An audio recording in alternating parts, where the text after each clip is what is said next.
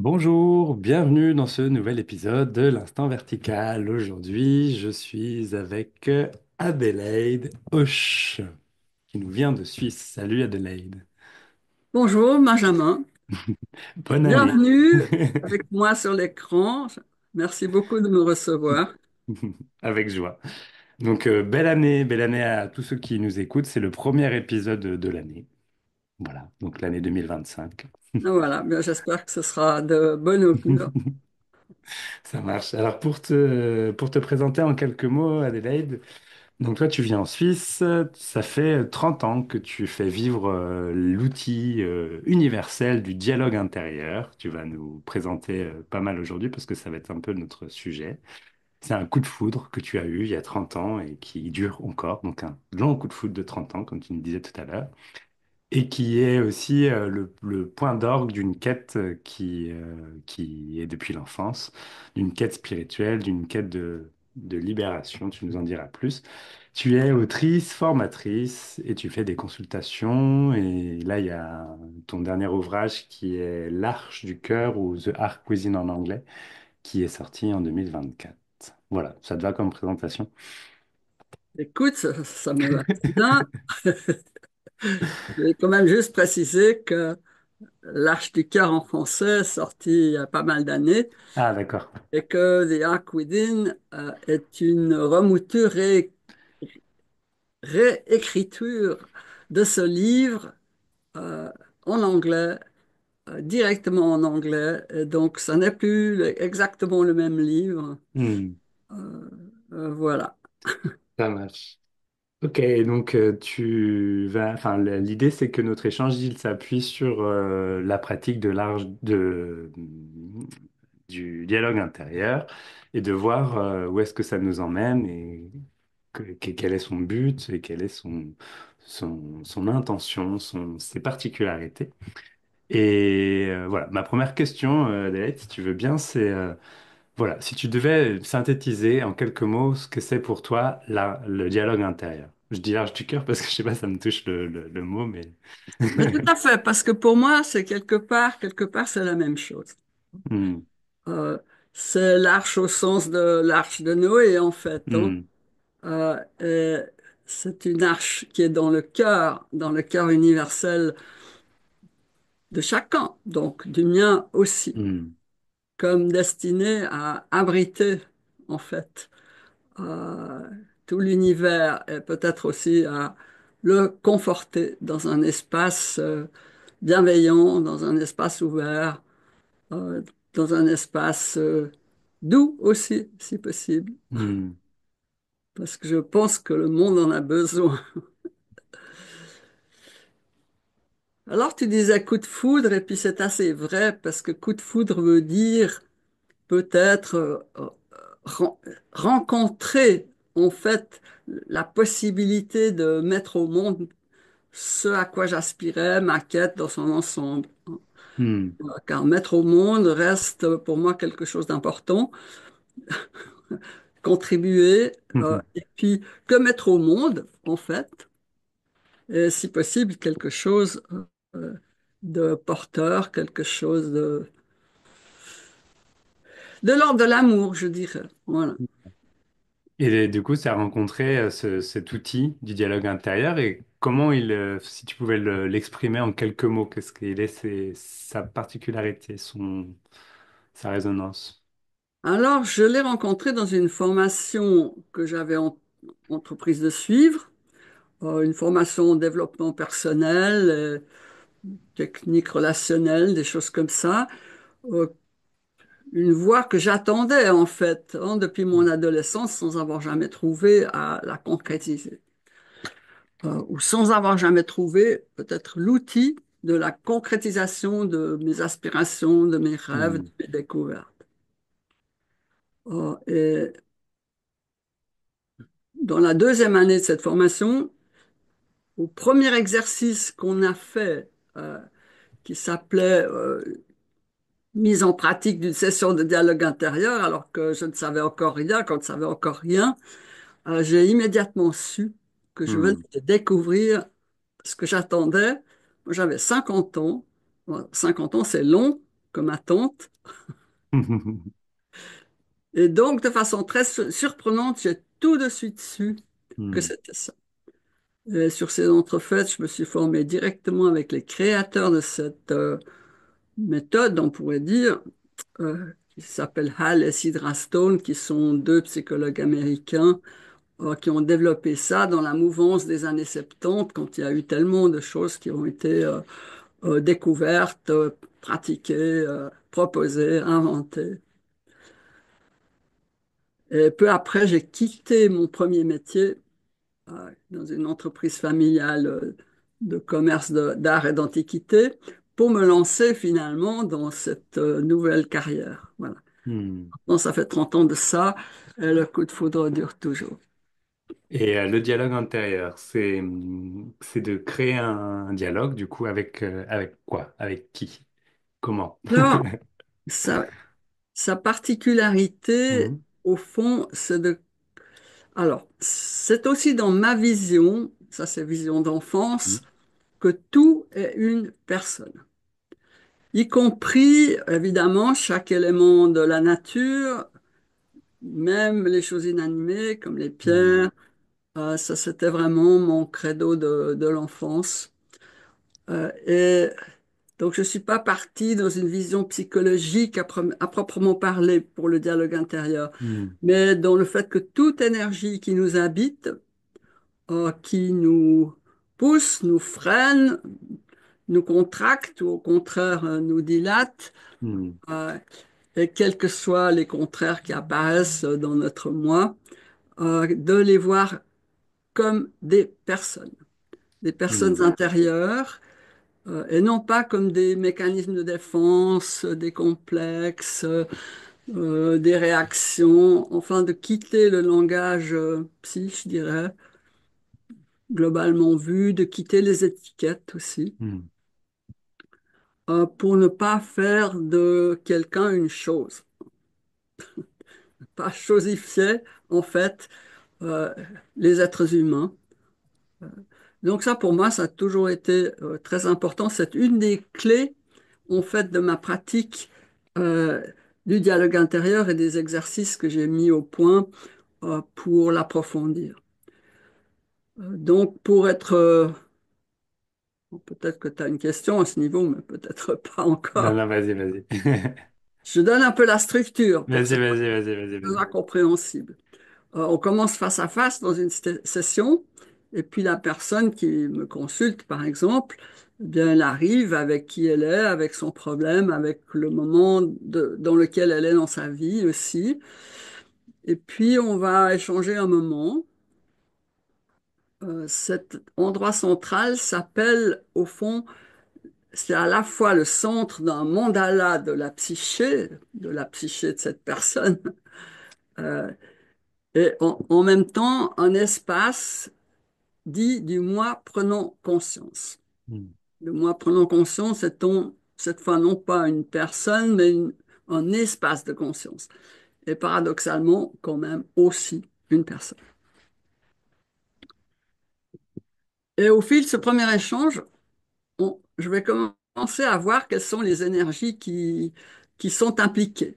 Et elles ont des noms, comme par exemple, ça peut être la mère ou le père en cette personne qui parle de quelque chose. Ça peut être le critique intérieur de cette personne qui parle qui critique. Ça peut être le juge. C'est une convention de langage Mhm. qui tape à bras raccourcis sur le monde extérieur. Le critique tape à bras raccourcis sur le monde intérieur. Après, il y a aussi le, le moi, il peut y avoir le moi spirituel, il Mhm. peut y avoir le moi professionnel, et puis il y a un domaine de l'enfant intérieur qui, au fond, euh, contient en lui la source, notre propre source, mais aussi notre propre sensibilité, créativité, vulnérabilité. En fait, dans ces personnes intérieures, c'est comme une famille, mais peut-être agrandie, comme une tribu, et puis agrandie encore, c'est universel. Mhm. Ce qui m'importe aussi là-dedans, c'est qu'il n'y a ni bien ni mal, hein. Euh, il y a, ces énergies ont des effets positifs, constructeurs, mais aussi destructeurs, inspirants ou au contraire contractants. Et en fait, de considérer tout ce petit monde pour commencer comme une famille. Et chacun va avoir une place, va pouvoir prendre une place dans la pièce. Donc on va en quelque sorte donner une vraie voix, et une vraie facilitation à l'une ou l'autre de ces personnes. Hmm. On commence avec ce qui est là. Voilà. Alors ça, ça s'appelle la facilitation. Hmm. C'est une facilitation de dialogue avec Avec des personnes intérieures, voilà, une énergie, une archétypales. voix, une personne intérieure à la fois. Hmm. Là, il y a trois grands groupes. Il y a ce qu'on appelle en anglais les primary selves, c'est les avants, en quelque sorte. C'est ce que le monde voit Hmm. de nous. Ce sont nos capacités, nos forces, la façon dont on trouve sa place dans le monde. Hmm. Et puis de l'autre côté, caché en face de ces avants, en quelque sorte, les personnes qui se mettent devant, il y a leurs opposés. Là, on a une vision assez jungienne. Pour chaque énergie qu'on manifeste, il y en a une cachée qui est dans son opposé et qui est souvent aussi reniée, c'est-à-dire qu'elle Hmm. est mise au placard parce qu'elle ne nous plaît pas. Et donc, elle va aussi faire partie de la famille. Et puis après, il y a tous les sensibles, les blessés, les vulnérables, les créatifs, les marginaux, enfin, il y a tout cela dans un domaine qu'on appelle la vulnérabilité Hmm. et qui est le plus souvent caché également. Ce qu'on voit d'habitude, c'est que les avants. Voilà. Hmm. Donc ça, c'est la structure. Maintenant, ce qui a déclenché le coup de foudre, c'est pas ça qu'on Hmm. retrouve dans d'autres pratiques, euh, plus ou moins. C'est la notion de ce moi prenant conscience qui est au centre. Donc, qui est un espace vide. Dans ce sens-là, ça rejoint l'Orient de bien des Bien manières. sûr, ouais. Euh, L'Advaita. Hmm. voilà, un espace vide dans lequel apparaissent et disparaissent nos énergies selon les moments. Mais dont on n'a pas vraiment conscience parce qu'on passe presque instantanément d'une énergie à une autre. Euh, et ce passage s'appelle s'identifier à. Hein. Par exemple, je suis en colère, je suis identifié à la colère, et puis ça me met hors de moi, comme on dit, et il n'y a que ça. Mais tout d'un coup, euh, orage au désespoir, entre la tristesse ou le désespoir, et tout d'un coup, je m'identifie à 100% à ce désespoir. Hmm. Donc ça peut osciller très vite. Et ce sont deux énergies différentes, deux personnes différentes, deux places différentes. Et au milieu, il y a un témoin accueillant un espace vide dans lequel ça peut entrer et sortir, en fait.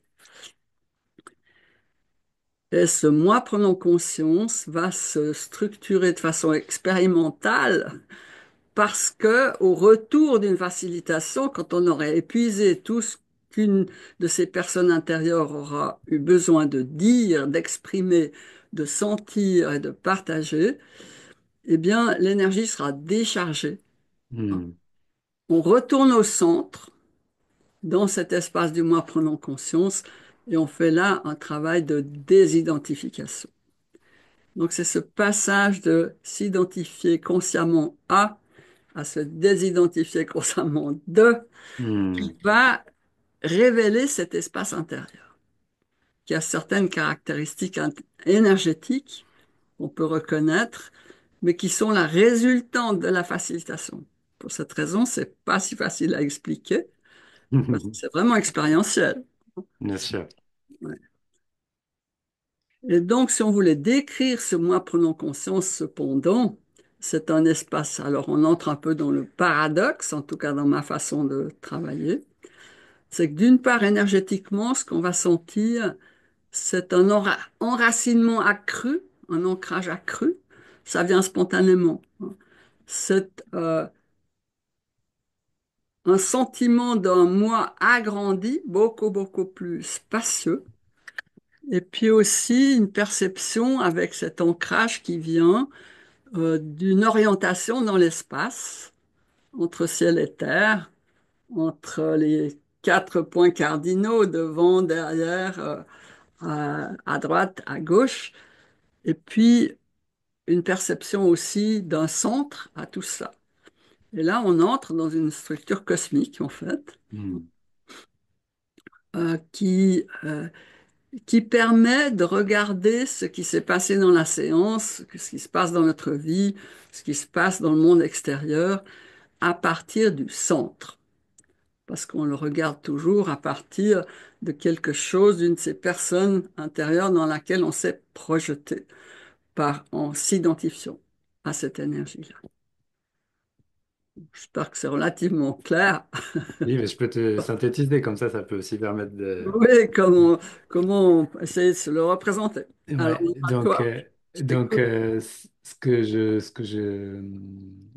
ce que j'ai compris, c'est le fait que donc ce dialogue intérieur qui va créer un dialogue entre des personnes qui vont représenter des énergies, à la fois intérieures, mais aussi peut-être qui sont en relation avec le monde extérieur, ce qu'on peut voir va pouvoir aller jusqu'au bout de cette énergie. Et il y a ce moi qui prend conscience, qui est considéré comme le centre, qui va pouvoir redevenir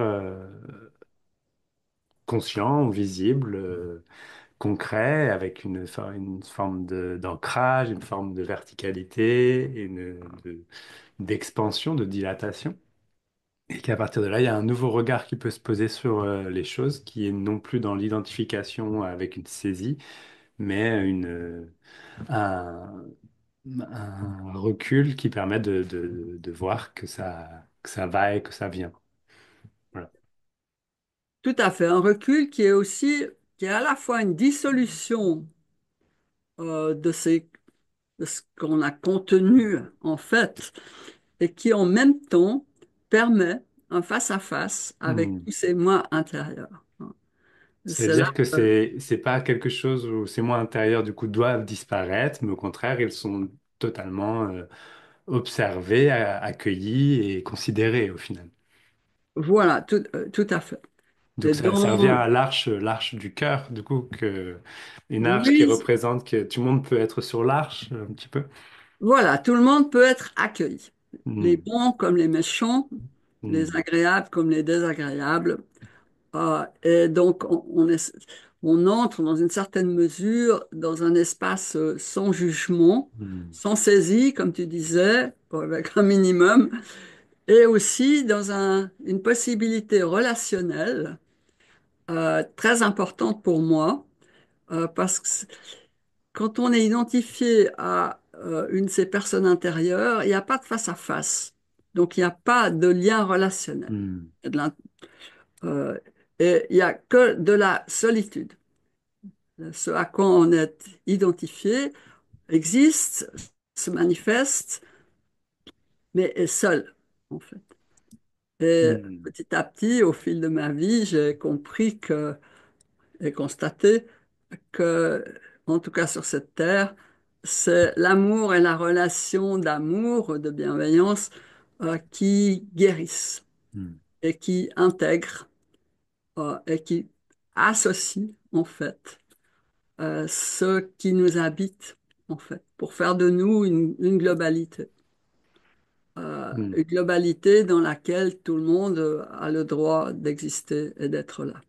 Donc c'est comme une sorte de mise en place intérieure de ce que le monde pourrait devenir si on y vivait en paix. C'est que tout le monde aurait le droit de citer et que tout le monde aurait son temps de parole et écouterait les autres pour, d'une certaine manière, enrichir et orienter sa compréhension des choses. Hmm. Pour qu'une métaphore simple, c'est chez les peaux rouges qui étaient si chers à mon enfance, alors il y avait ces réunions en cercle autour du chef de tribu, et chacun avait son bâton de parole et chacun approfondissait sa réflexion en écoutant les autres, pour arriver non pas à être tous pareils, mais à avoir une synergie avec un certain degré de consensus, tout en Hmm. respectant les différences de chacun. Donc pour moi, ça, c'était quelque chose euh, qu'enfant déjà, je considérais comme idéal. Hmm. Et cette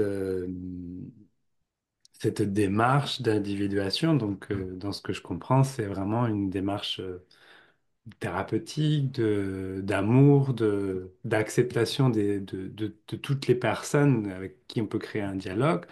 Et, et ça ramène à ce que tu disais, ce centre vide. Quelle est cette relation qui peut se... Enfin, j'ai pas le Alors, mot là, mais... c'est une relation assez directe et assez Hmm, simple. Euh, Directe parce qu'elle est quand même très corporelle aussi. hmm, Nos souffrances, qui sont universelles elles aussi, il n'y a pas de vie sans souffrance, ça fait partie de notre vie ici. Euh, c'est juste que ça en fasse partie. Donc le but n'est pas ni de se corriger, ni d'éliminer la souffrance, ni de la renier, ni de s'embarquer dans un idéal, mais au contraire d'établir je dirais un lien du cœur avec ces facettes de soi. Parce que ce dont je me suis rendu compte, c'est que d'une certaine manière, euh, énormément de personnes ne s'aiment pas, voire se détestent. Et que ça, c'est lié à cette obsession de s'améliorer, d'améliorer son image, mais aussi de s'améliorer tout court. Et que cette idée nous divise, elle nous partage en deux, hmm, entre une bonne personne et une mauvaise personne. Et tout petit enfant, en fait, voudrait être une bonne personne. Il y a quelque chose je dirais, peut-être tout être voudrait être une bonne personne. Ah, parce qu'une bonne personne, c'est quelqu'un qui est dans la vie, qui est accepté, qui est accueilli, qui est vivant, qui partage. Euh, et donc, il y a aussi un article de foi vis-à-vis des êtres que je sens en moi, que chaque personne, dans son moi profond, est à l'image de Dieu, à l'image de la source, euh, intacte, indestructible, dans son essence. Après, les formes qu'on prend, eh bien, c'est les formes qu'on prend sur la Terre. Elles se manifestent. Tout ici est manifesté. Donc après, il s'agit d'un accueil bienveillant de ces manifestations. Voilà.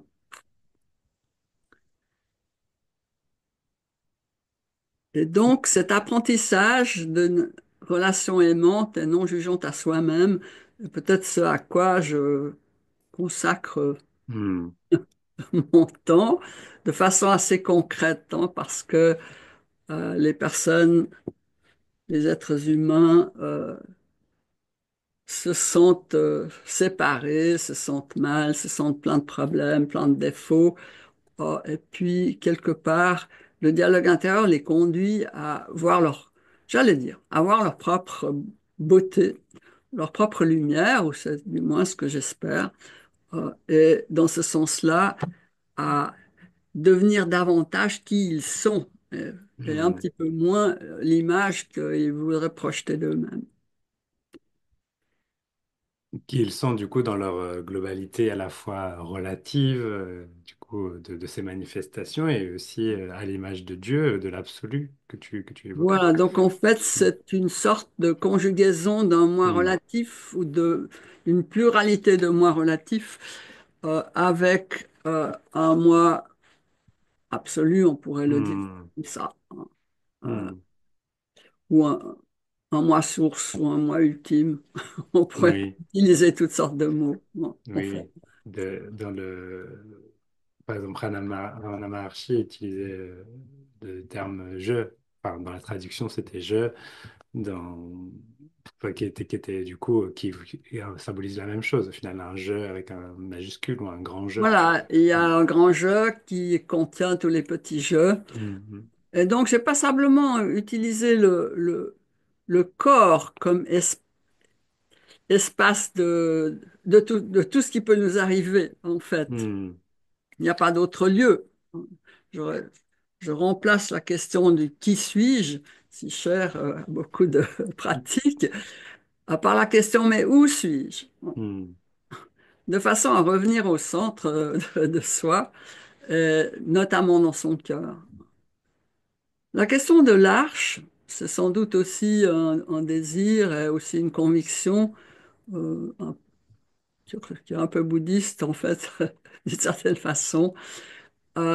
C'est de vouloir le bien des êtres et que tout le monde soit séparé de la souffrance et en union avec lui-même, mm. ou accueille la souffrance tout en restant en union avec lui-même. C'est une compassion, c'est une démarche de compassion. C'est une démarche de compassion, mais par rapport à ces personnes intérieures, je la concrétise au maximum parce que je pense qu'on vit ici dans le concret, dans un corps, en attendant, enfin, pour l'instant, comme toute chose, et que ça nous donne un sentiment de séparation avec tous les autres choses, toutes les autres manifestations. Et alors, j'ai conçu que dans ce moi prenant conscience, c'est aussi un contenant spirituel, euh, que notre propre cœur à l'intérieur, pas le cœur anatomique, hein, mais le cœur de la joie, le cœur de l'amour, le cœur du chagrin, est une matrice dans laquelle on peut abriter son propre enfant intérieur, sa propre famille intérieure, tous les êtres humains et le monde entier, notamment le monde souffrant. euh, c'est assez grand pour ça. Mm, Et donc cette vision, elle est partie d'une expérience euh, inattendue, on va dire. Euh, j'ai fait pas mal, ça c'est longtemps en arrière, où j'étais seule avec mes quatre petits-enfants pour les élever, un travail à plein temps. Et donc, le matin, je méditais très tôt le matin pour avoir euh, un moment calme, un moment d'intériorisation. mm. J'allais dire pour pas péter les plombs avec tout ce qui déboulait à partir Du de réveil des 6h30, enfants. du réveil du monde, du monde autour de moi. Euh, il s'est trouvé que une personne que je connaissais bien, qui était une mère de famille jeune, euh, que tout d'un coup j'ai appris qu'elle avait un cancer. Et Mm, puis ça m'a touché. Et puis là, il m'est venu, et pourquoi est-ce que je ne l'abriterais pas? Je ne sais- peux rien faire pour elle. Pourquoi est-ce que je ne l'abriterais pas dans mon propre cœur pendant la méditation pour lui offrir un espace calme, lumineux, tranquille. Après tout, je pourrais faire ça pour elle. C'est arrivé comme ça, et ça a été le point de départ de cette dimension matricielle que j'ai donnée à mon travail. mm, De façon tout à fait concrète, ça se passe à l'intérieur de soi, dans un moment tranquille. Et puis peu après cela, le cadet de mes quatre enfants a eu un très grave accident, où il a été dans le coma avec une issue incertaine pendant ok. plusieurs.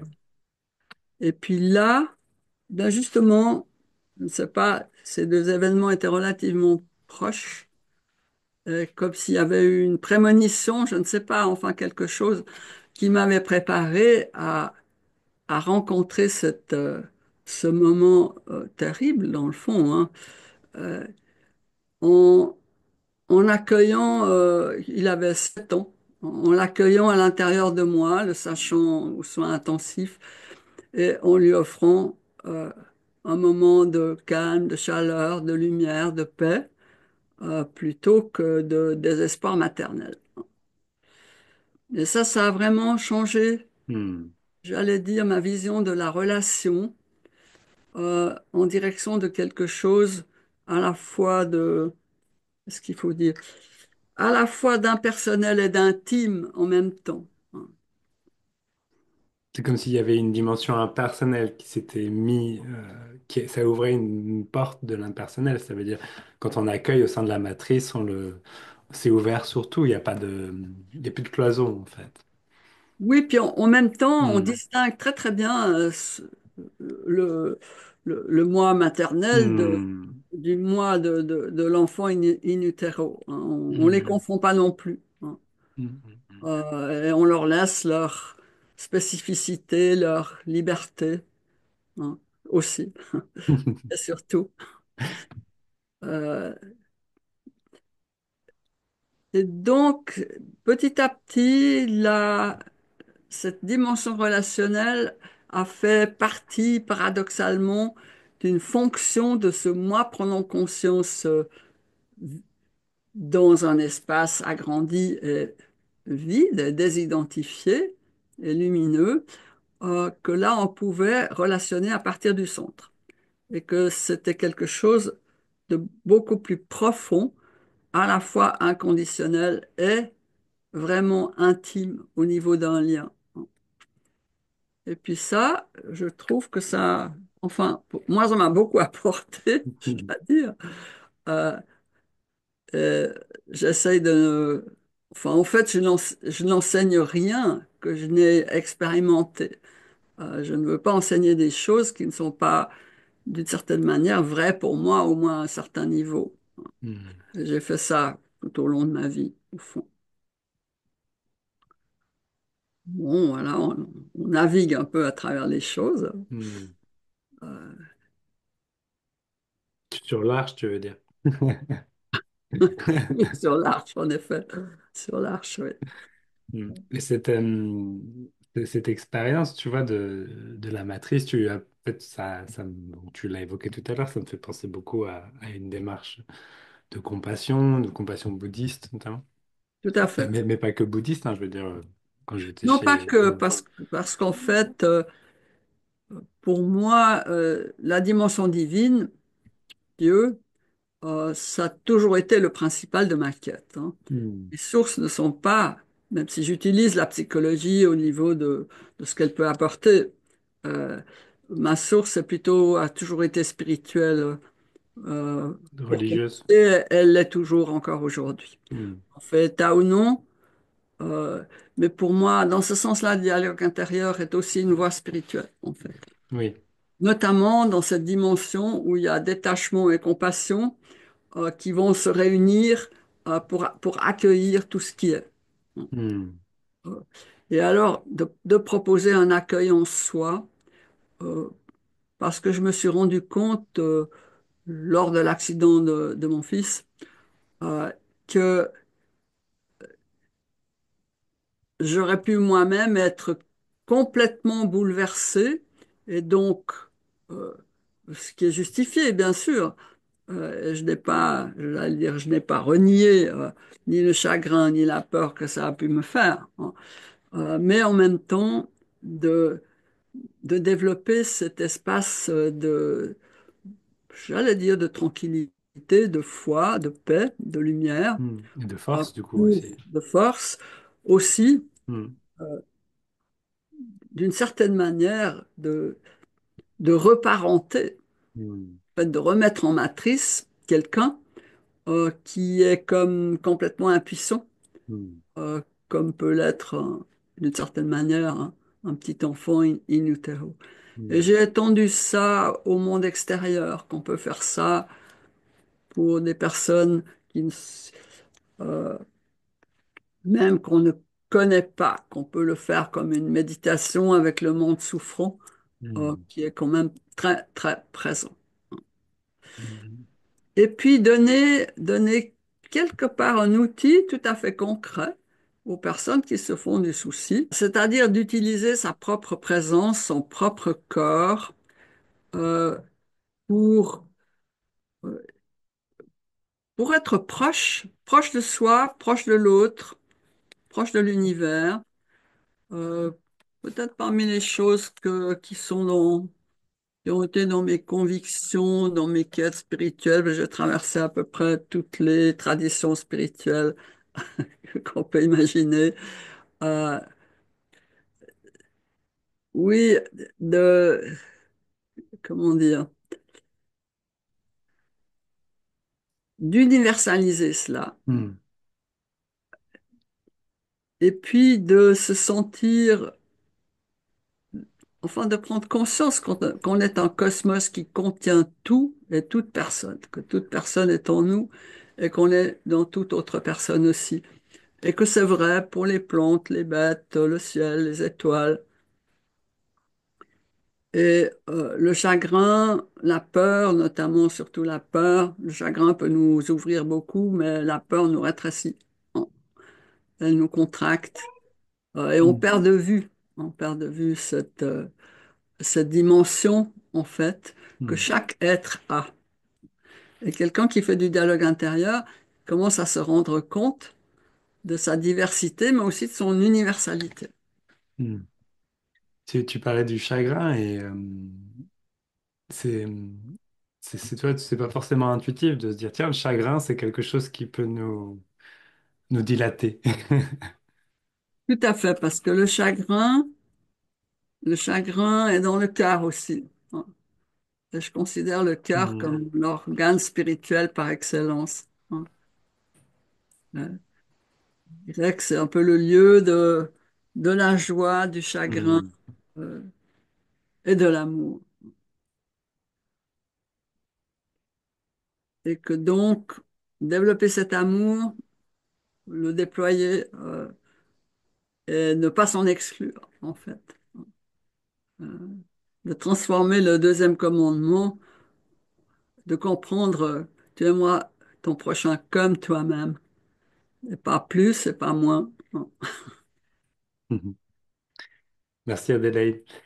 Si voilà, les personnes qui nous écoutent là, du coup, ont sûrement une vision plus globale de cette approche, au final, de voir, enfin, en tout cas, moi, ce que je peux observer là-dedans, c'est que c'est un outil, comme tu le dis, universel, qui pointe toujours vers la même chose, qui pointe vers, qu'à son énergie propre, sa particularité propre, mais qui, au final, est comme enfin, ça ramène à un universel et l'universel en fait prend toutes ses formes et on peut se reconnaître dedans et on peut être touché plus particulièrement par un outil plutôt qu'un autre, etc. Peu importe en fait pourquoi ou comment au final, ils vont tous au même endroit donc aucun problème.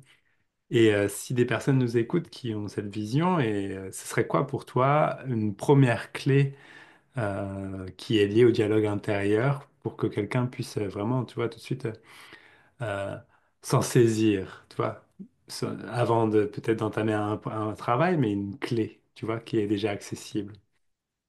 Écoute, peut-être que la clé est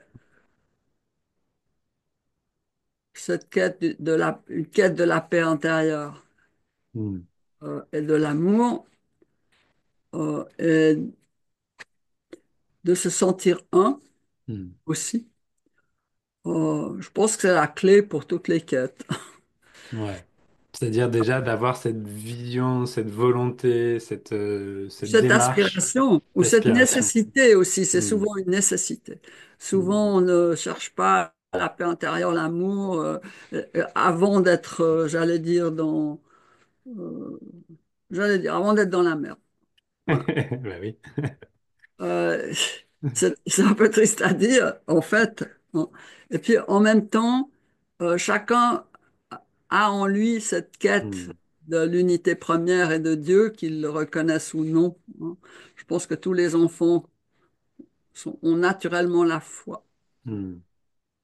Tous les petits-enfants ont naturellement la foi. Après, je pense que c'est quelque chose, le dialogue intérieur, c'est ça que j'ai aimé, c'est totalement expérientiel, hein. Hmm. Alors, c'est très important d'en comprendre la structure et les possibilités, parce que, je dirais, théorie et pratique, c'est comme détachement et compassion, ça, ensemble, Hmm. c'est comme ça qu'on avance, hein. Alors, je dirais s'instruire en lisant les livres de Hal et Sidra Stone, qui sont excellents et très précis sur la méthode. Ensuite, en consultant mon site web, en regardant ce qu'il y a, en lisant mes livres, et Hmm. en écoutant, surtout en écoutant au fil de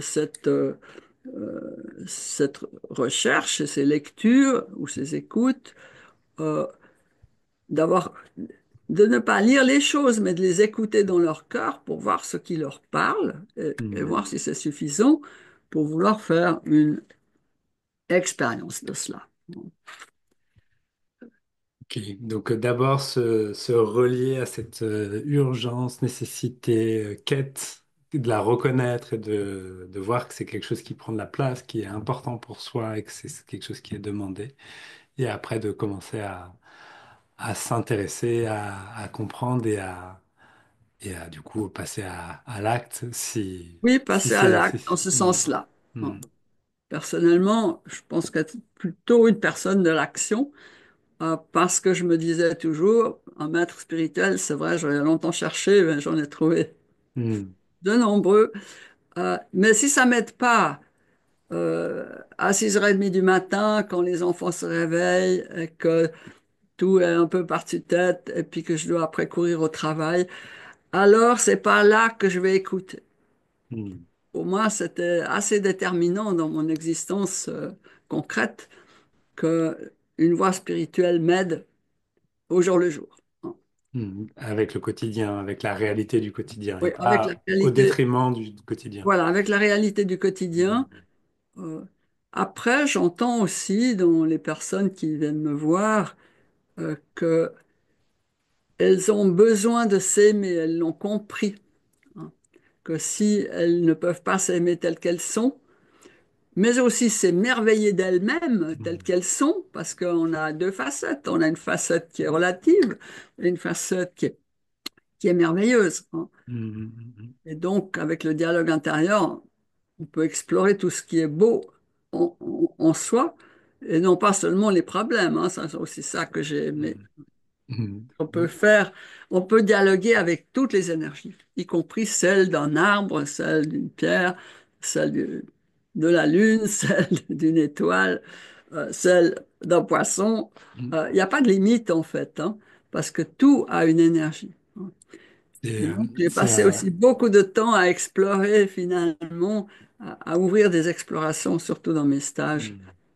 avec des énergies qu'on n'explore pas parce qu'on pense qu'elles ne font pas partie de nous. Mais c'est une démarche qu'on va retrouver à la fois dans des approches chamaniques, dans des Tout à approches fait, tantriques. Enfin voilà, c'est universel, hein, je veux dire, c'est une grosse partie du bouddhisme, une grosse partie, voilà, même la psychologie, hein, se base beaucoup sur tout le à lien fait. et la relation. Hmm. Et dans ce sens, ce que j'ai, et peut-être c'est la raison du coup de foudre, j'ai vu que le dialogue intérieur permettait d'associer toutes ces explorations Hmm. de façon vraiment concrète dans l'ici et maintenant, au fond. Et puis en même temps de réconcilier, de guérir ce qu'on peut porter en soi de traumatisant Hmm. ou de difficile. C'est pour ça que je disais que c'est une clé anglaise qui ouvre tout, hein. Hmm. Qui s'adapte à tous les boulons. Peut-être je vais encore juste dire que c'est quelque chose de très complet, hein, Hmm. parce que ça s'adresse aux sensations tout autant qu'aux sentiments, qu'aux émotions, qu'aux pensées, euh, qu'au corps, qu'à l'esprit. Hmm. Donc, c'est pas mono, c'est stéréo, Hmm. c'est multistéréo. Et c'est ça qui m'a plu aussi. Il n'y a pas Hmm. d'exclusion dedans. Parce que pour moi, c'est non dogmatique, hein, parce que quand je vois les traditions spirituelles, quand ça devient une institution, c'est tellement basé sur l'exclusion, hein. Et que ça, pour moi, Dieu est inclusif.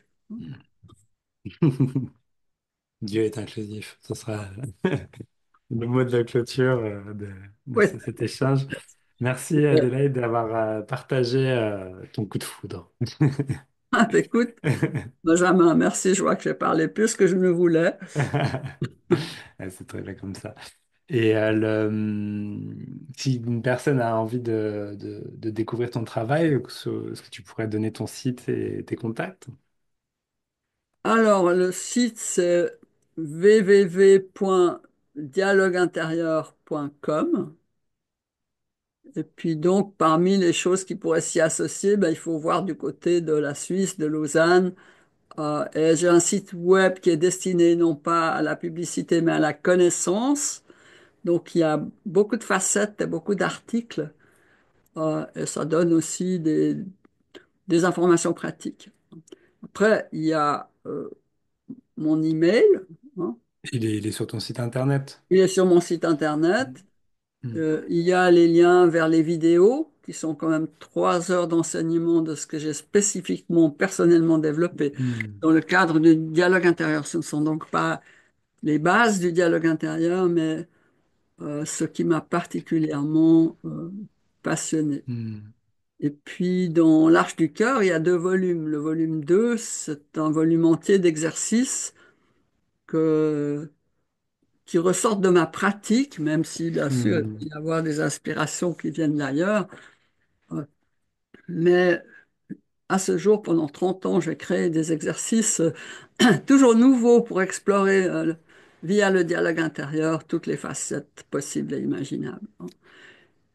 Et là aussi, quelqu'un peut même lire ces exercices et les pratiquer, même tout seul, en fait. Hmm. Parce que les chapitres du volume 1 induisent déjà l'énergie des exercices du volume 2.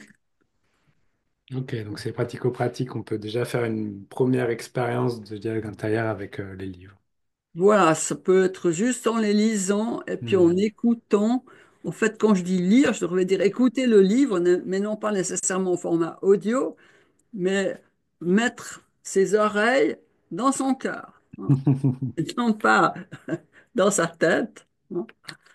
Ça serait l'idéal, parler depuis Hmm. son cœur, écouter depuis son cœur, se Hmm. relier depuis son cœur. C'est très près, 40 centimètres en dessous de la Hmm. tête, c'est là, hein. Ah, merci beaucoup. Donc, dialogueintérieur.com, c'est un site sur lequel vous pouvez aller et vous pouvez avoir les contacts d'Adélaïde et toute sa production, livres, vidéos, etc., etc., Voilà, articles. tout est mentionné là, en Ok. fait. Merci beaucoup, Adélaïde. C'était une joie d'avoir cet Merci échange. infiniment, Benjamin. Je me suis sentie bien accueillie avec toi. J'aime ton sourire aussi. Et je te Merci, remercie en fait pour ce moment de partage. merci Adélaïde, Et avec merci joie. à tous ceux qui regarderont la vidéo, qui écouteront, Ouais. d'être eux aussi là, même si je ne les vois pas. Bon, Donc voilà, un premier épisode qui vous invite sur l'Arche du cœur. Je pense que ça va être le titre de l'épisode. Donc l'Arche voilà, du très cœur. bien, très bien. Merci beaucoup et puis je vous dis à très vite. À Belle très vite, à semaine. très vite. Merci à toi aussi.